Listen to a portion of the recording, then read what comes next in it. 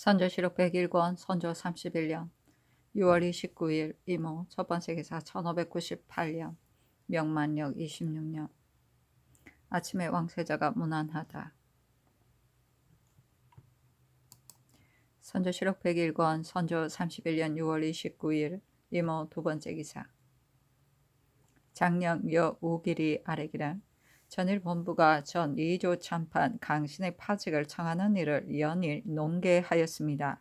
그런데 신이 뒤이어 듣건대 계사 중에 중국 장수에게 창기를 단장시켜 보냈다는 것은 잘못 전해진 것이라고 하기에 즉시 동료들에게 고치는 것이 타당할 듯하다는 뜻을 통지하였는데 동료들의 견문이 약간 차이가 있었습니다. 이에 사소한 허실을 분변하느라 소요를 일으킬까 염려되어 제 의견을 끝까지 지키지 못하고 중론을 따랐습니다. 내 병이 나아 출사한 뒤에 구차하게 영합하여 그대로 무릅쓰고 있다는 비난이 있으니 신을 채직시켜 주소서 하니 사직하지 말라고 답하였다.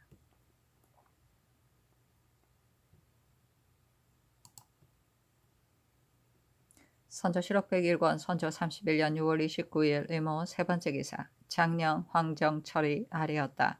전일 본부가 2조 참판 강신의 파직을 청하는 일로 연을 논계한 후에 장령 여 5길이 동료들에게 간통하기를 계사 중에 창기를 단장시켜 보냈다는 것은 잘못 전해진 것이니 개처하는 것이 타당할 듯하다고 하였습니다. 신은 창기를 단장시켜 보냈다는 것의 허실을 미처 듣지 못했기 때문에 신의 생각에는 잘못 전해진 것이라면 반드시 고쳐야 된다고 여겼습니다. 때문에 신이 고치는 것이 타당하다는 뜻으로 답하였습니다. 지금 여우길이 그대로 중론을 따라서 구차하게 영합하여 그대로 무릅쓰고 있다는 현저한 비난이 있다는 이유로 이념하고 물러갔습니다. 신은 당초 이미 고쳐야 한다고 답하였으니 신도 그대로 본직에 무릅쓰고 있기가 어렵습니다. 신을 채직시켜 주소서. 선조실록 101권 선조 31년 6월 29일 이모 네번째 기사 지평 구의강이 아래기라 신은 듣건대 전 2조 참판 강신이 지난번 선천에 있을 적에 자기 아들 강홍립을 위하여 크게 잔치를 벌이고 성악을 베풀었는데 그때 중국 장수가 불의에 들어와 보고는 크게 성을 내며 꾸짖기를 이처럼 어려운 시기에 국왕께서도 연락을 하지 않으시는데 외방을 관하니 어떻게 이와 같이 성대하게 잔치를 베풀 수 있는가? 내가 국왕에게 개첩하기 어렵더라도 반드시 개첩을 하고야 말겠다 하자 강신은 사단이 생길 것을 두려워해 창기를 단장시켜 그를 기쁘게 하여 노여움을 풀어주었습니다. 라고 하였습니다. 신은 생각하기에 지금은 대적이 국경 안에 있고 국가의 수치를 아직 씻지 못하였으니 바로 군신 상하가 와신 상담하여야 할 시기이다. 경연이라고 핑계되었지만 도대체 무슨 마음으로 연락을 즐길 수 있었다는 말인가? 게다가 중국 장수에게 견책을 받고 창기를 단장시켜 그의 환심을 사기까지 하였으니 명절은 하나도 없고 국가에 치욕을 끼친 것이 크다. 무식 방자 한 주는 다스리지 않을 수 없다고 여겼기 때문에 앞장서서 논열하였습니다. 그런데 재개한 뒤에 장령 여우길이 집에서 간통하기를 창기를 단장시켜 보냈다는 것은 잘못 전해진 것이니 고치는 것이 타당할 듯 싶다 하기에 신은 들은 것이 각기 다르다는 것으로 감히 고칠 수 없다고 답하였습니다. 대개 신은 들은 것에만 의가하여 시종 논집하였는데 지금 여우길은 그대로 중론을 따라 끝내 자기 소견을 지키지 못하였습니다. 그리고 구차스럽게 영합하여 그대로 직위만 무릅쓰고 있다는 비난이 있다 하여 이념하고 물러갔습니다. 신은 사실상 용납받기 어려우니 신을 채직시켜 주소서 하니 사직하지 말라고 답하였다.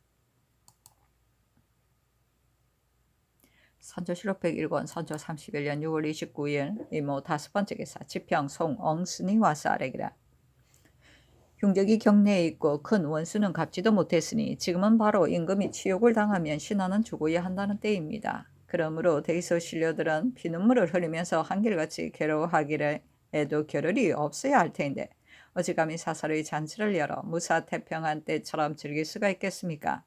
이런 시국에 진실로 이런 사람이 있다면 이목의 관직에 있는 자가 어떻게 감히 들은 대로 규획하여 폐습을 바로잡지 않을 수 있겠습니까? 지평 구의강은 강신이 성대하게 잔치와 성악을 베풀었다가 중국 장수에게 견책을 당하고 나서는 장기를 단장시켜 그의 환심을 샀다는 소문을 듣고서 들은 대로 논혈했으니 잘못한 것이 없습니다. 그리고 여우길은 간통하여 고쳐야 된다고 하였을 때에도 구의강은 확실히 그렇다는 것만 들었고 잘못 전해졌다는 것은 아직 듣지 못했다고 했으니 들은 것에만 의거하여 시종 일관되게 논집한 것은 진실을 언관이 논사하는 채통인 만큼 그도 잘못한 것이라고는 할 수 없는 것입니다.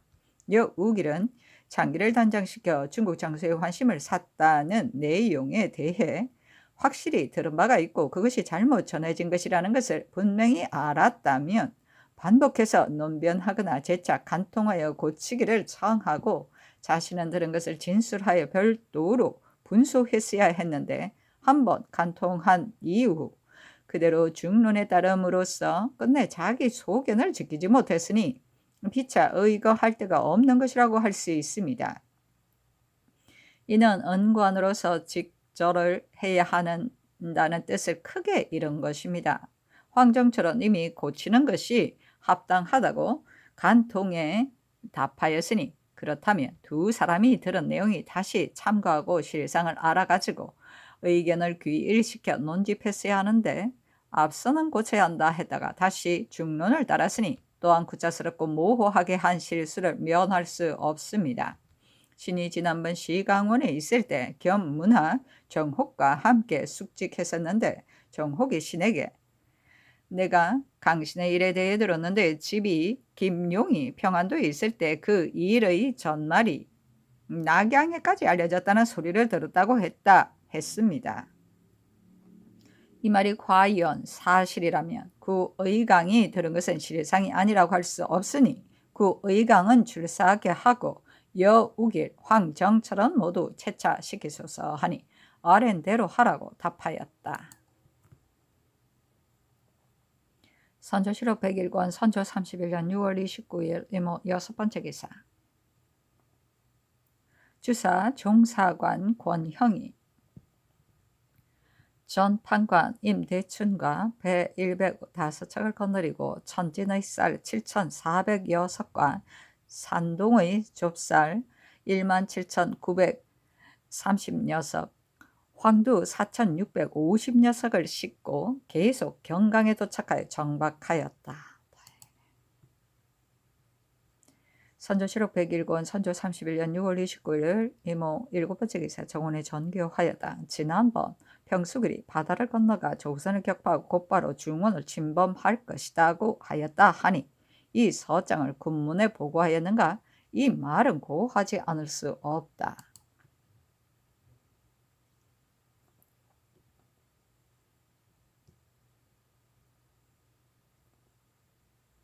선조실록 101권 선조 31년 6월 29일 이모 8번째 기사.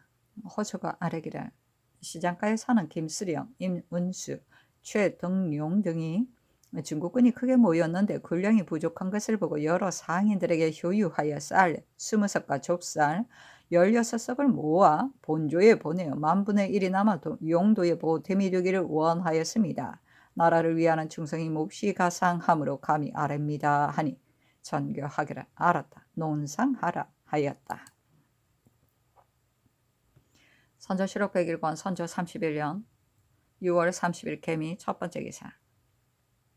비변사가 아뢰기를 이번 진주사가 문안한 할 일에 대해 직접 만나지 않고서는 알기 어렵기 때문에 우상 이 덕형이 강정하여 아뢰었던 것입니다. 이것을 최천건에게 보내어 질문을 받게 되면 이런 내용으로 대답하는 것이 어떻겠습니까? 하니 전교하기를 사람이 말을 하는 일은 반드시 진실하게 해야 한다. 친구나 아랫사람과의 사이에도 가식적으로 말해서는 안 되는 것인데 더구나 황상의 존전에서이겠는가? 사람치고 말만 꾸며대는 자는 견줄 데 없는 간사한 자이므로 개되지만도 못한 것이다. 나는 이와 같은 사람을 제일 싫어하는데 더구나 내가 직접 그런 짓을 답습하란 말인가? 이번 도산 싸움에서 전사한 자의 숫자와 승패의 형세에 대해서는 내가 알지 못하지만 반드시 주본에는 모두 사실대로 쓰도록 하라. 만일 한두 가지라도 실상을 잃었다가 어사가 나와 조사하여 거짓이 드러나게 되면 나는 함께 작당하여 기망했다는 책임을 면치 못할 것이니 이 점을 경들은 잘 알아. 혹시라도 임시하여 다시 말을 하지 말라 하였다. 선조실록 101권 선조 31년 6월 30일 개미 두 번째 기사. 비변사가 아래기를 삼가 하교를 받들고 신다름 없이 황공함을 견디지 못하였습니다. 주문하는 일에 조금이라도 사실이 어긋나는 것이 있다면 의리상 미안할 뿐만 아니라 앞으로 이해에도 관계되는 것이 가볍지 않습니다.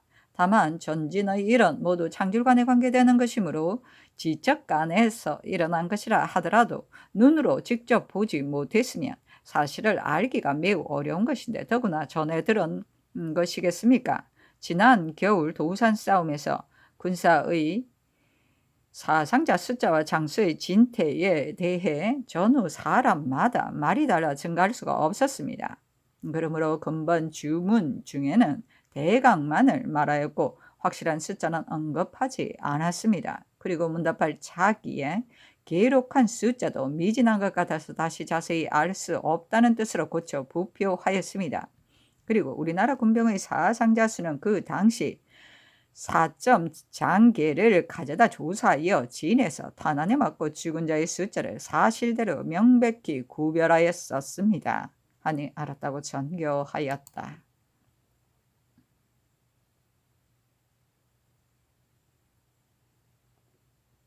선조실록 102권 선조 31년 7월 1일 갑신 첫 번째 기사 상이 장릉동 행궁에 있었다.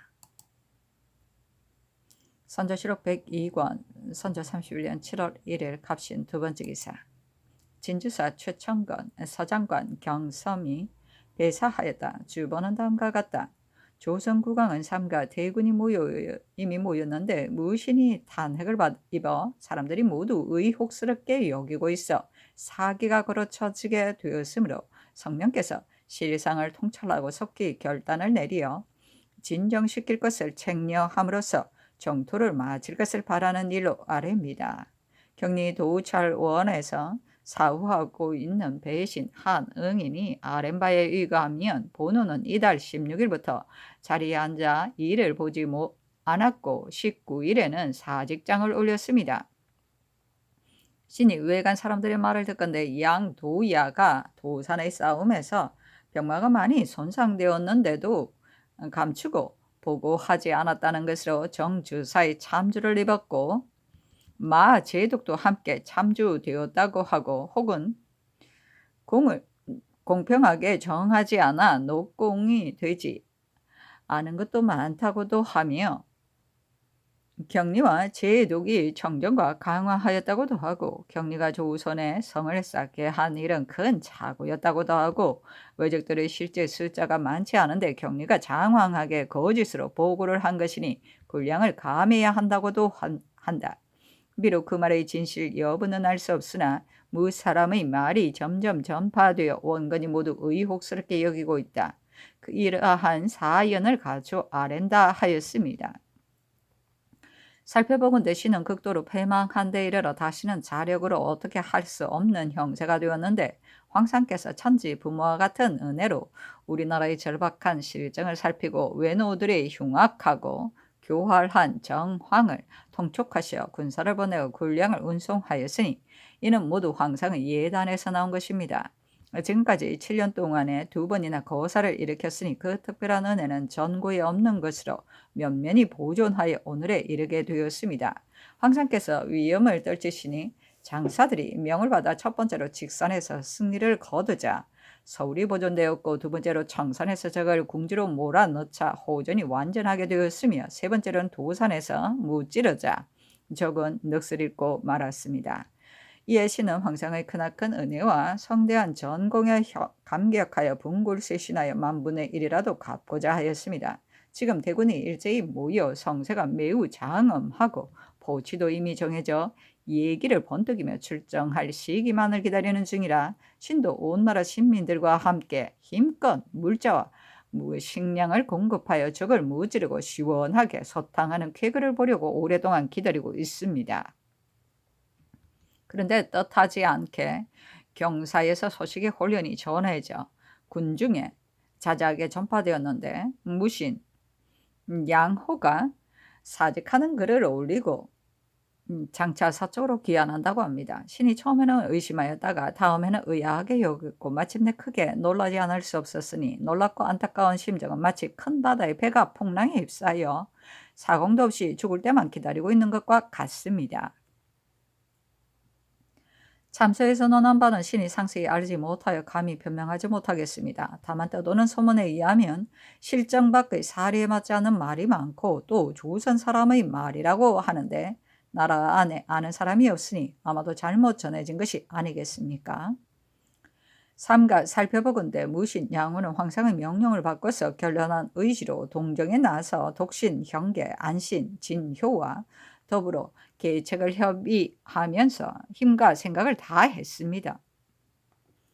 그는 평소 한결같은 마음으로 적을 무찔러 황상의 은혜에 보답하고자 했으며 역경을 피하지 않고 용감하게 전진하며 기회를 만나며 칼을 뽑아 원망도 피하지 않고 과감하게 하는 것이 그의 장점입니다.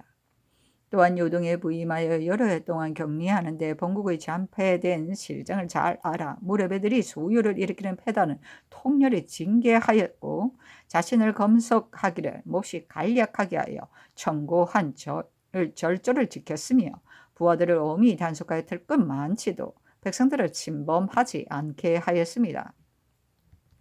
심지어 뗄나무와 식수까지도 휘하 군사들에게 돌려가며 마련하게 했고 마을마다 공급하는 소채나 미국도 녹봉을 털어 공급했으며 금령을 거듭 밝혀 각 진영을 경계했으므로 주둔하는 곳마다 백성들이 편안하게 지냈으니 이는 우리나라의 삼척 동자들도 탐복하고 있는 일입니다.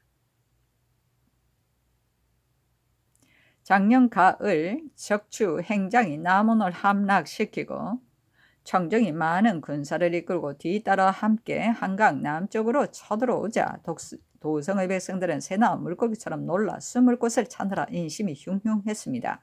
그런데 양호가 평양에서 단기로 달려와 위험을 무릅쓰고 도성 안으로 들어와 남아있던 백성들을 위유하고 장사들을 신칙하여 인심을 안정시키고 적의 사기를 꺾고 드디어 담소하며 지휘하는 사이에 적을 물리쳤으니 이야말로 보통 사람으로서는 하기 어려운 일로 도성이 오늘까지 보존될 수 있었던 것은 모두 그의 힘이었습니다.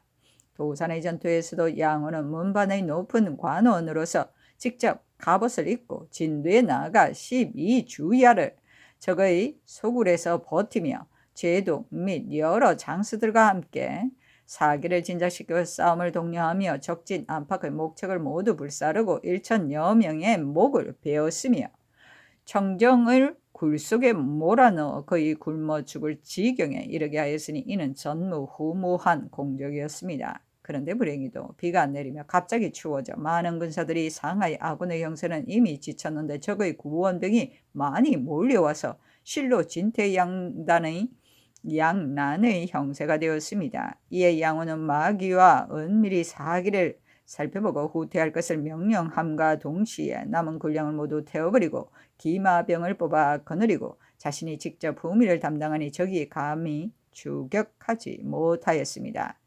그때 시종 이와 같이 적의 간담을 서늘하게 하였으므로 그 뒤로는 외적들이 우리나라 사람들이 천병의 복장으로 분장만 한 것을 보아도 도망가버리고 뗄나무도 함부로 못하고 있는 실정이니 누가 이렇게 만든 것이겠습니까?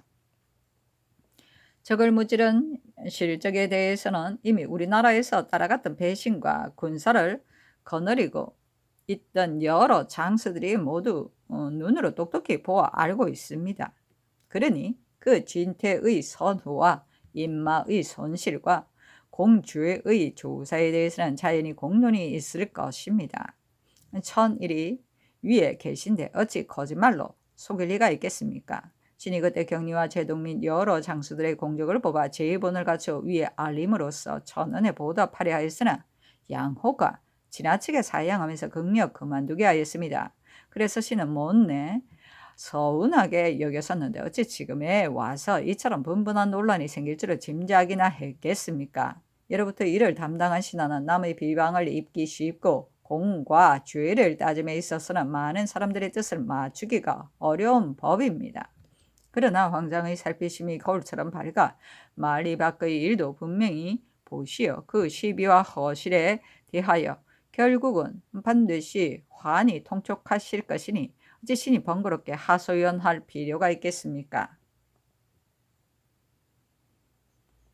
생각건대 흉족이 7년 동안이나 하늘의 뜻을 거역하고 흉악한 짓을 하여 우리나라를 짓밟게 된 것은 기미한다는 설이 저들의 계략에 적중하여 여러 번 사기를 그르친 탓입니다.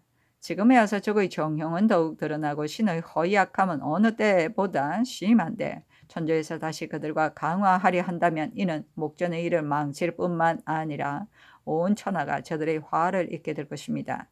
이는 아무리 어리석은 사람이라 하더라도 잘못된 일임을 알 수 있는데 동쪽의 일을 직접 담당한 양호가 그 점을 헤아리지 못했겠습니까? 지난 2월에 청정이 외노 한 사람과 포로로 잡혀갔던 사람 한 명을 보내어 제독에게 서신으로 올린다고 가칭하면서 아군의 허실을 정탐하기 위하여 죽산까지 왔는데 양호는 남쪽 변방을 방수하는 장령을 꾸짖고 적시 그들을 사로잡아 남병 부장 오유충에게 보내어 임의대로 처치하도록 하였습니다. 또 4월에는 행장이 또다시 강화를 칭탁하여 은밀히 아군의 경계를 늦추고자 주원내 요시라 등을 보내어 총독 이하 각 아문에 8개의 봉서를 보냈고 우리나라 예조에도 1개의 봉서를 보냈습니다. 이때 양호는 부하를 시켜 은밀히 예조에 보낸 봉서를 뜯어보게 하였는데 내용이 무례하기 짝이 없고 저들의 구원봉이 올 때까지 아군의 공세를 늦추려는 속셈이었으니 자칫하면 저들의 간교한 꾀에 이를 걸어칠 뻔하였습니다. 양호는 이러한 실상을 환히 알아차리고 사신을 잡아가두는 한편 봉서를 보내지 말게 하고 장차 기회를 보아 계책을 써서 완전한 승리를 취하고자 하였습니다. 그런데 지금 이것을 가지고 도리어 강화를 꾀하였다 하여 죄를 준다면 원통하지 않겠습니까? 지난날 태조 고 황제께서 우리나라에 직서를 내리시기를 왕국은 외노와 이웃하여 있으니 경도와 연해 지방에 성을 쌓으라 하셨는데 마치 아비가 자식을 가르치듯 경계하고 권유하셨습니다. 지금 우리나라는 동해가 울타리이고 전라도와 경상도가 우리나라의 문호이므로 반드시 먼저 이곳에 설비해야만 외적을 막는 데 유리합니다. 그러므로 양호가 성을 쌓고 군사를 주둔시켜 지키게 하여 원대한 계획을 세우려 하는 것이니 이는 바로 경려의 직분상 기묘한 일입니다. 그런데 이것으로 죄를 삼아 우리나라 혼날의 걱정을 끼칠지도 모른다고 그릇되게 의심하니 이는 고 황제께서 내린 조서의 뜻과는 너무나 거리가 멉니다. 신이 수차례에 걸쳐 적의 정서를 조사해 보니 동쪽으로 울산의 도산에서부터 서쪽으로 순천의 외교에 이르기까지 병영과 둔전을 연달아 설치한 것이 수미 900여리에 달하는데 조그만 목책은 제외하고 큰 병영만 꼽아도 모두 20여 군데나 되며 날마다 성을 쌓고 해자를 파며 둔전을 설치하여 곡식을 축적하고 노쇠한 군사는 교체하여 정병으로 보강하고 있으니 어찌 그 뜻이 없겠습니까? 적의 다거와 성세는 이것으로도 충분히 알 수 있는데 지금 왜 적의 실제 숫자가 많지 않으니 군량을 감해야 한다 하는데 신은 참으로 그러한 의도가 어디에 있는지 모르겠습니다. 신은 이어 남쪽 변방에서 치부한 내용과 포로가 되었다가 도망쳐온 사람들이 보고한 바에 의거하여 말씀드리겠습니다.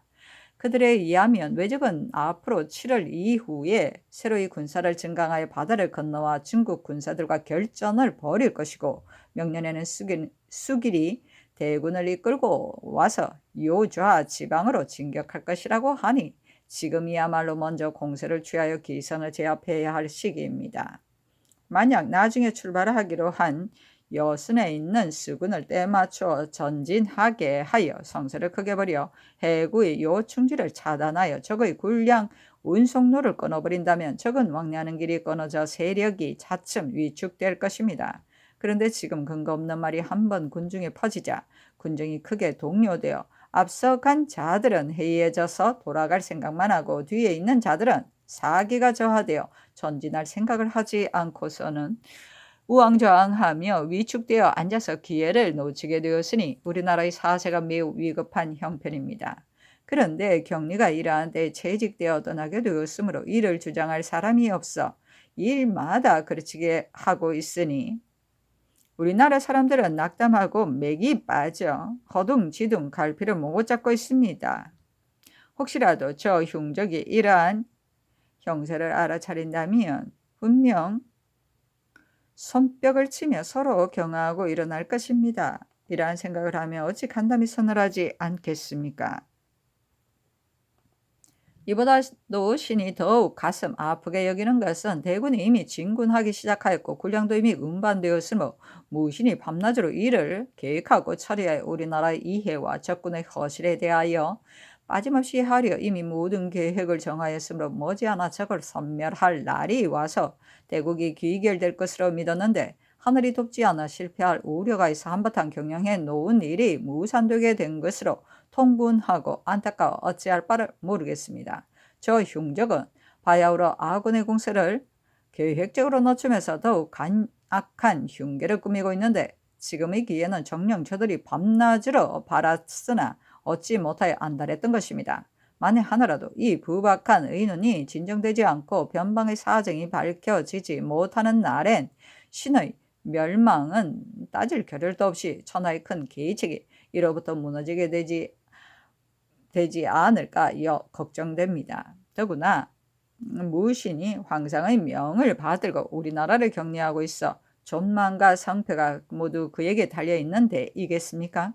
그가 한 일이 과연 사람들이 말한 바와 같다면 이는 성명을 저버리는 일이 될 뿐만 아니라 장차 우리나라를 망치게 될 것인데 신이 위로는 성명을 생각하고 아래로는 우리나라를 돌아보아야 할 처지로서 어찌 무신 한 사람을 아껴 번거롭게 변명하여 스스로 멸망의 화를 부르고 성명을 기만하는 죄에 빠질 리가 있겠습니까? 신이 비록 불추하나 결단코 그렇게 하지는 않을 것입니다. 삼가 원하건대 성명께서는 근자의 정황을 통찰하시고 우리나라의 위급한 간청을 매우 애틋하게 여기시어 빨리 격리를 머무르게 하는 영을 내려 천토를 마치게 하시면 우리나라는 물론 동쪽의 일이 더없이 다행스러울 것입니다. 신은 위급하고 절박한 나머지 어찌할 줄을 모르겠습니다. 대군이 이미 모였는데 무신이 탄핵을 입어 사람들이 의혹스럽게 여기고 있어 사기가 그르치게 되었으니 성명께서 실상을 통찰하시고 속히 결단을 내려 진정시킬 것을 책령함으로써 정토를 마치게 하기를 간절히 바랍니다. 삼가 갖추어 아래입니다. 선조 7억 102권 선조 31년 7월 1일 갑신 세 번째 기사 행 삼행 민준을 정이품에 올려 마 제독의 접반사로 삼았다. 얼마 안 되어 대간의 논평이 있었다. 사신은 논한다. 재능이 있는 자에게 관직을 내리고 덕이 있는 자에게 자귀를 내려야 하니 실로 걸맞지 않은 자에게 주게 되면 명기가 가벼워진다. 민주는 재능이 없고 인품도 용렬한 데다 이렇다 할 공적도 없는 인물인데 갑자기 정경의 지위에 올렸으니 관작의 외람됨이 너무 심한 것으로 대론이 일어난 것이 마땅하다.